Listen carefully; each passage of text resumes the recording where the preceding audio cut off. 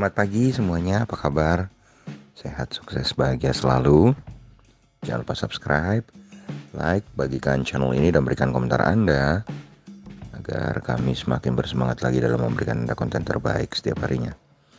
Bagi Anda yang selama ini telah mendukung kami ucapkan terima kasih. Dan kami doakan Anda selalu diberikan kesehatan, rezeki, dan kebahagiaan yang melimpah. Jangan lupa aktifkan lonceng notifikasi agar Anda selalu mendapatkan update terbaru dari kami, BestBiz ID. Apabila Anda ingin ada sahamnya dibahas atau dianalisa, silahkan drop di kolom komentar dan kami akan bahas paling lambat di edisi analisa saham akhir minggu ini. Langsung saja kita mulai dengan market outlook untuk perdagangan hari ini, hari Kamis tanggal 4 Maret 2021. Kalau kita lihat dari apa yang terjadi di market Amerika dan market Eropa tadi malam, maka market Amerika kembali bergerak searah, tetapi tidak searah dengan market Eropa, malah berkebalikan. Kalau kita lihat tadi malam market Amerika, saham-saham teknologi Nasdaq memimpin pelemahan dengan melemah sangat tajam 2,7% atau 361,03 poin ke 12.998. Jadi untuk pertama kalinya dalam beberapa saat Nasdaq berhasil turun di bawah 13.000 ya, level 13.000. Jadi ini mengkerek juga atau menurunkan S&P 500 sebanyak 1,31% atau 50,6 poin ke 3.820. Sedangkan Dow Jones kembali mengalami pelemahan 0,39% atau 121,4 poin ke 31.270. Dan lagi-lagi penyebab penurunan daripada market US ini adalah naiknya yield atau imbal dari obligasi Amerika. Jadi beberapa nama yang berhubungan dengan economic recovery berhasil memang memberikan support bagi Dow Jones, tetapi saham-saham teknologi sangat dilukai oleh kenaikan bonds ini.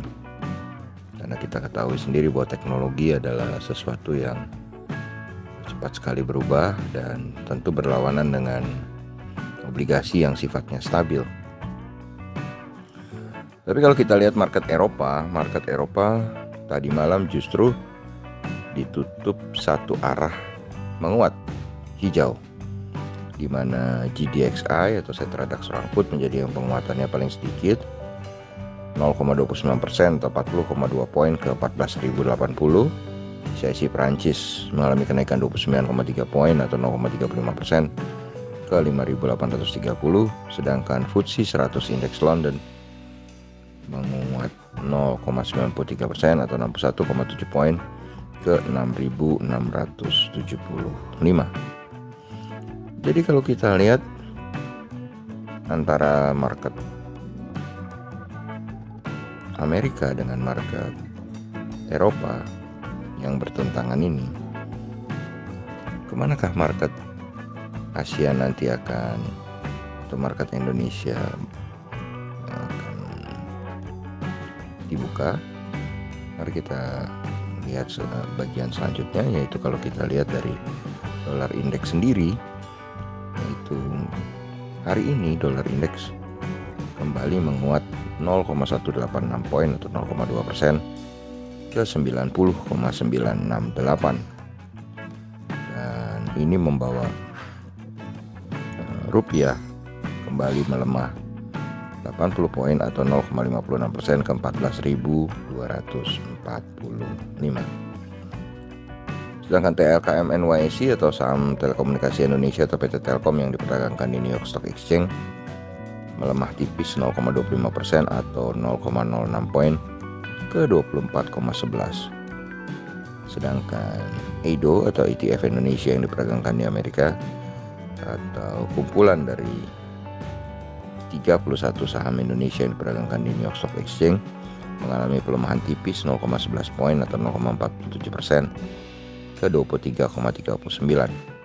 Jadi kalau kita lihat EIDO sendiri tidak terlalu terguncang, tidak sedalam market Amerika seperti Nasdaq dan juga S&P 500. Lalu kalau kita melihat pasar komoditas, maka minyak atau WTI oil, Western Texas Intermediate Oil, mengalami kenaikan 1,53 poin atau 2,56% ke 61,28. Sedangkan kalau kita lihat beberapa logam yang berhubungan dengan bonds, misalnya gold, mengalami penurunan 17,8 poin atau 1,03% ke 1.715,80 US dollar per troy ounce. Timah mengalami penurunan 710 poin atau 2,9% ke 23.755. Sedangkan yang paling mengejutkan tentu saja adalah penurunan nikel yang sangat fantastis, yaitu 7,49% atau 1.402,50 poin ke 17.315. Ini adalah penurunan terbesar di antara logam-logam selama mungkin 1 tahun terakhir ya. Ada penurunan 7,49%. Kemudian kalau kita lihat dari harga batubara, harga batubara Newcastle untuk bulan Maret kembali melaju 0,51% atau 0,45 poin ke 87,95, semakin mendekati angka 90. Sedangkan untuk kontrak bulan April juga mengalami kenaikan bahkan lebih tinggi 1,05 poin atau 1,24% ke 85,55. Tetapi untuk kontrak bulan Maret di batubara Rotterdam justru mengalami penurunan 0,25 poin atau 0,38% ke 65,90. Sedangkan untuk kontrak bulan April di batubara Rotterdam ada pelemahan 0,5 poin atau 0,78% ke 65,5. CPO mengalami kenaikan 39 poin atau 1,07% ke 3.679. Dan wood pulp mengalami kenaikan 125 poin atau 2,1% ke 60.750. Jadi kalau kita lihat dari bursa komoditi, maka saham-saham bidang energi seperti batubara dan minyak perlu kita perhatikan, juga saham-saham yang berhubungan dengan CPO dan wood pulp. Tetapi saham-saham yang berhubungan dengan logam ada kemungkinan akan sedikit tertekan. Lalu kalau kita melihat pembukaan market Asia, maka kita lihat indeks Nikkei 225 Tokyo Jepang melemah 0,99% atau 292,1 poin ke 29.267.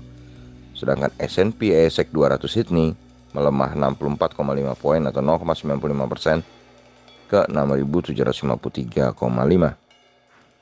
Dan Kospi Korea atau Kospi Seoul melemah 1,08% atau 33,3 poin ke 3050,08.